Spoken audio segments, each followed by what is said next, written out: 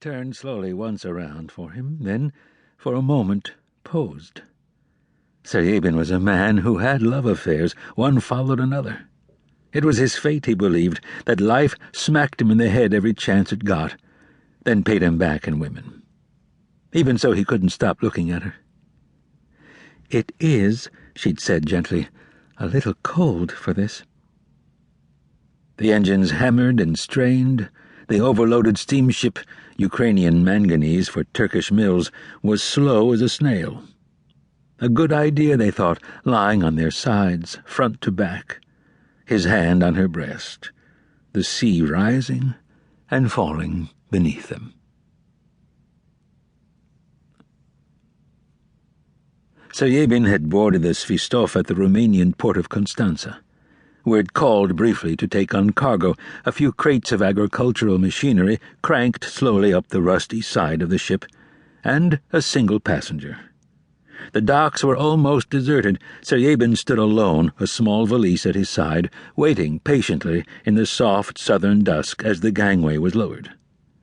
Earlier that day there'd been fighting on the waterfront. A band of fascist iron guards pursued by an army unit loyal to Antonescu. So said the barman at the dockside tavern. Intense volleys of small arms fire, a few hand grenades, machine guns, then silence. Seryabin listened carefully, calculated the distance, ordered a glass of beer, stayed where he was. Safe enough. Seryabin was 42. This was his 5th war. He considered himself expert in the matter of running, hiding, or not caring. Later, on his way to the pier, he'd come upon a telegraph office with its windows shattered, a man in uniform flung dead across the threshold of the open door, which bumped against his boot as the evening wind tried to blow it shut. Romania had just signed the tripartite pact with Germany. Political assassinations were daily events. Civil war on the way. One poor soul had simply got an early start. Dinner in the freighter's wardroom had gone on forever. The diplomat, Labonniere, a dry man with a fair moustache, labored away in university Russian. The weather, quite changeable in fall, or the tasty Black Sea carp, often baked but sometimes broiled. The Bulgarian captain did not make life easy for him.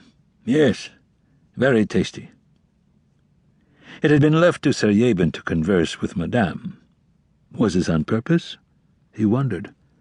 The wife was amusing, had that particular ability found in Parisian women to make table talk out of thin air.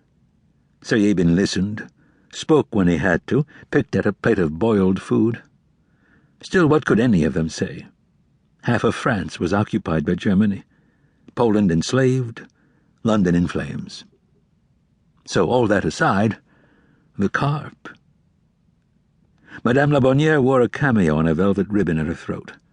From time to time, she touched it with her fingers.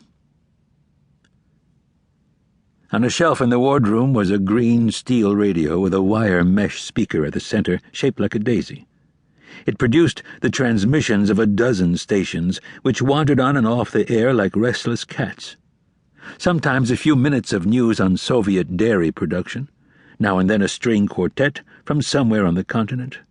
Once a shouting politician in Serbo-Croatian who disappeared into crackling static, then a station in Turkey, whining string instruments and a throbbing drum. To Seryabin, a pleasant anarchy.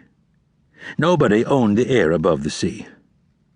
Suddenly, the Turkish music vanished, replaced by an American swing band with a woman singer. For a long moment, nobody at the dinner table spoke. Then, ghost-like, it faded away into the night. "Now where did that come from?" Marie Gallant said to Seryabin. He had no idea. "London? Is it possible?" "A mystery," Seryabin said.